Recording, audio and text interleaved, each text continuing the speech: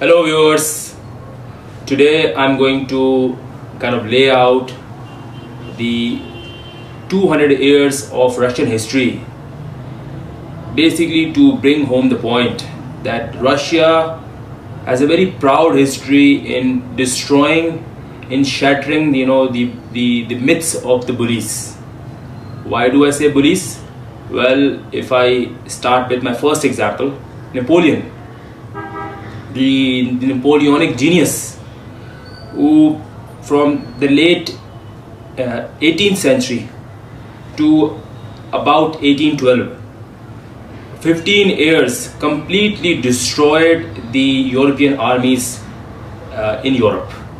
That include the German army, the Polish army, Italians. Most of the armies were completely destroyed by Napoleon. And then finally, he landed with the hope to get its kind of the final prize, the Russian Empire.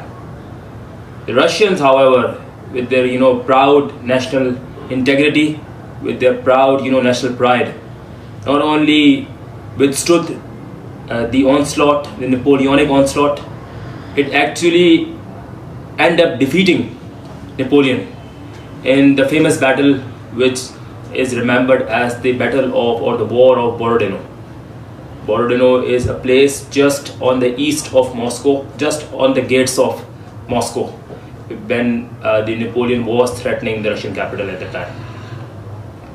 And thus that defeat actually started the events which marked the beginning of the end of the Napoleonic empire, you would say, call it, or the Napoleonic France. In the end, Napoleon was defeated in 1815 by Britain, and completely destroyed, shattered, Napoleon had to leave the throne. The second defeat or the second victory of the proud Russians was in the mid 20th century, when Hitler, the hordes of fascist Hitler, invaded Russia. By that time, in the early half of the war, France, Poles, Norway, Sweden, all the standing armies of the continental Europe, not Britain. Britain was saved at that time, or remained intact at that time, but all the continental Europe actually just folded like cheap tents under the onslaught of the German army or the Hitler army.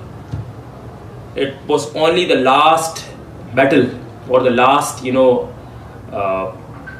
prize for the Hitler, the Aryanic dream of Hitler, to establish the Aryanic empire in Europe.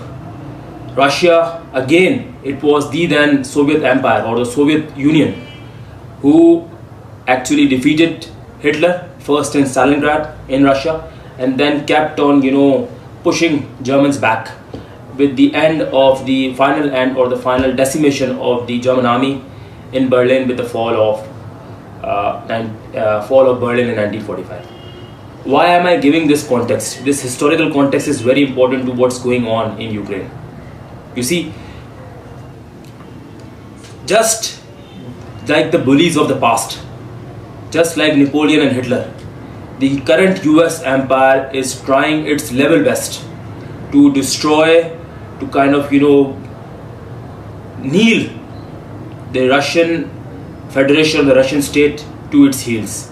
For about 20 years, the US had been meddling in Ukraine, which is kind of a very closely knit state of Russia, a very closely knit state or close to Russia.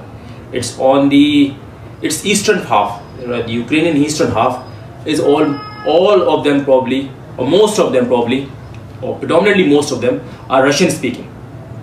So they have very, very strong links with Russia.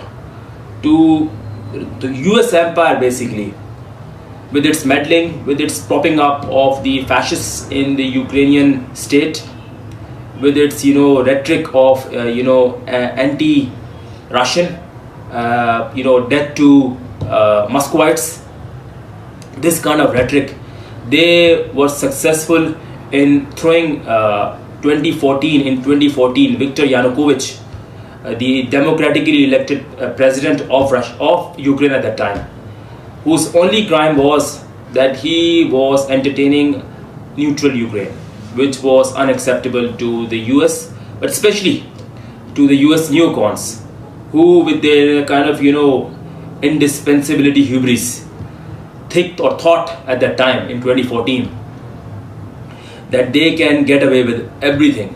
They believed that they are rolling through any regime that is not going to do their bidding. But you see, every power has its limits. By 2014, 2015, with a complete defeat of the ISIS hordes in Syria, in which Russia played a very pivotal part, the tide for the US empire began to change. The US was defeated, humiliatingly defeated in Afghanistan. They destroyed Iraq, they destroyed Libya, but they have already destroyed Ukraine. But they could not achieve what they wanted to achieve, to basically destroy Russian Federation, but most importantly to overthrow Putin. They thought in 2022, when they imposed sanctions on Russia, and then they basically propped up the Ukrainian military, in which actually West had tremendous hopes with these kind of two-pronged strategy, that they would be able to give a killer blow to the Russian Federation. However, with methodical planning, with the courage, I would say, with the competence of the Russian military, not only the Ukrainian army has been completely destroyed, Ukraine is actually signaling the end of the NATO dominance, the end of the US empire, as we call it.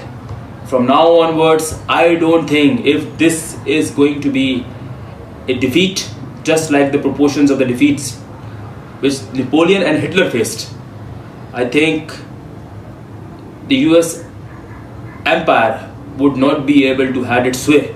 I'm not going to say that the US is going to collapse, but the sway that it had, the kind of monopolistic dominance that they had to destroy regimes, to overthrow regimes, to overthrow people, to overthrow governments which do not do their bidding, I'm afraid that these days are about to get over. You are seeing around the events happening all over the globe that US is facing successive defeats. The events in Gaza, events in Pakistan also, you see.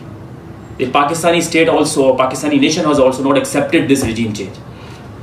All of these facts suggest that the people of the world, the global south, which they used to call it, is rising up, and they are not going to budge down against this, this indispensability, this pharaonic exceptionalism which the US claims that it has. Thank you so much.